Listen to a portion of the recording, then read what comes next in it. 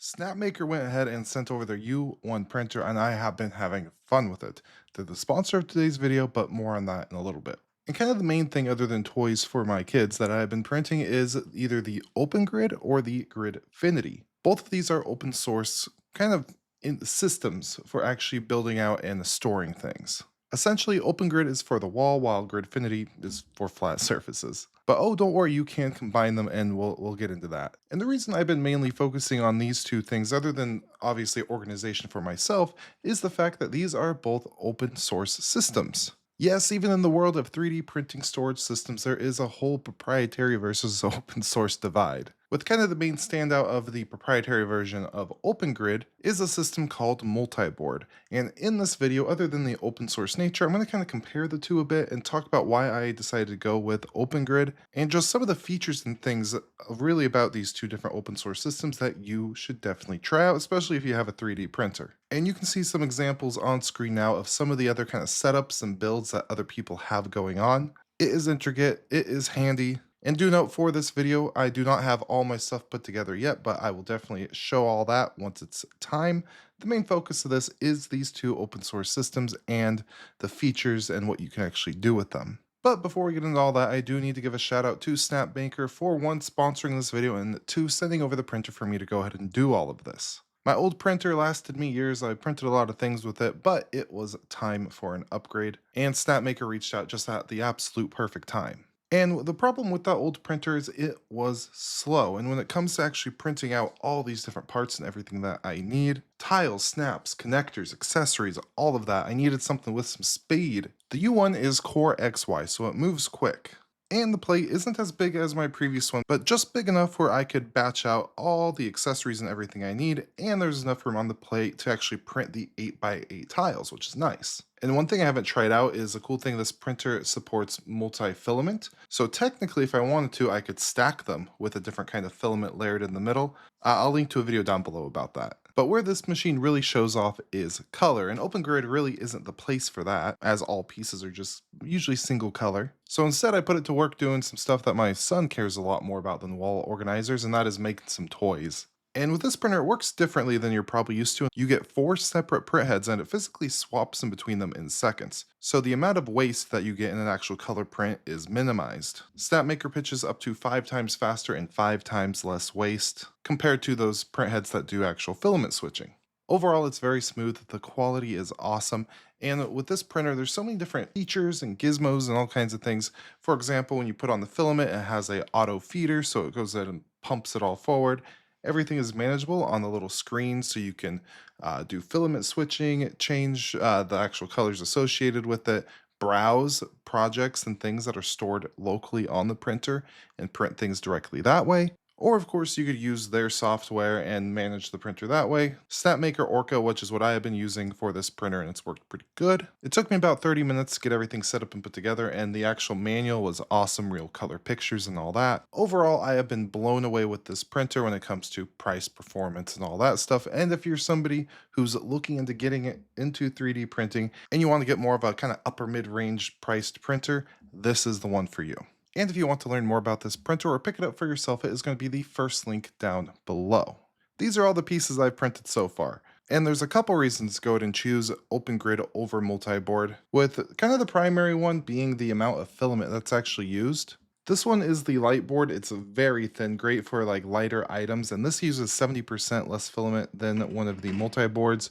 And this is the standard, much thicker for much bigger items. And this is about 30% less filament than the multi-board. And really, it's just much simpler of a system. Now, if you're looking to learn a huge system with all kinds of different connectors, configurations, there's a bit of a learning curve to multi-board. If you're interested in that, then cool. This isn't for you. With there being kind of just a little bit less parts and just slightly less that you could do with it, the community is a little bit smaller. Multiboard has been around a lot longer, so multiboard is going to have accessories and things that you wouldn't even believe. Now, that doesn't mean that you can't actually use some multiboard parts and things with OpenGrid here. There are adapters and things, so you can get away with using a lot of that stuff. For example, this little kind of hex drill bit holder here is technically a multi-board accessory, but I know that I'm going to be able to actually get it on here. And with OpenGrid, they do have a lot of different snaps and connectors for other systems as well, so that really shouldn't be too big of a deciding factor there. Now, if you're spanning multiple tiles, you're going to run into issues because there actually is a size difference when you're dealing with things spread out. OpenGrid is 28 millimeters, while Multiboard is 25. So do note that if it is a accessory with multiple kind of snap locations. Now we're going to go into some more of the specifics with OpenGrid here. These are OpenGrids. You may notice this one is a little bit bigger and thicker. This one I printed on my original Anycubic printer, but it was so painfully slow that I just went with these smaller 8x8s going forward. Shout out to the U1. But like I said, the main difference between these two is what you can actually hold with it.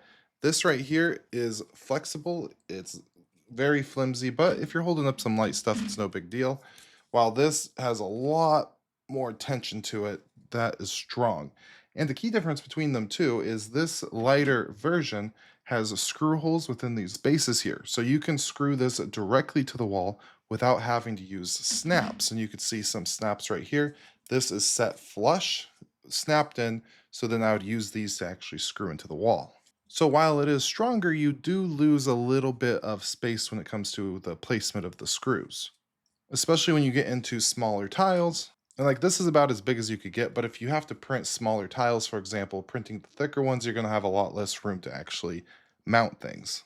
Both of these boards have little slots here where you could put these little tiny pins and slide them together to make it a little more flush and actually stick together when you do have a wall spanning these. And now what I want to talk about is snaps. Now there's two main categories for these. For example, for the thicker boards, you'd want to use a little snap like this, and this style just pops in just like that, and it stays there pretty good. Now there's also directional snaps, and you'll notice when you actually look in the board, it's kind of divoted in just a little bit. So you have the snaps that push in and snap, or you have snaps like this that are designed in a way so they just set in a certain direction. Specifically, there's a little arrow there, so you put the arrow in first, and then you just push it in like that. So when there's actually weight on it, it doesn't come out, but if you need to remove it, it is incredibly easy compared to the ones that snap in. Those are a bit harder to get out. And then of course, like I mentioned earlier, there's the compatibility snaps.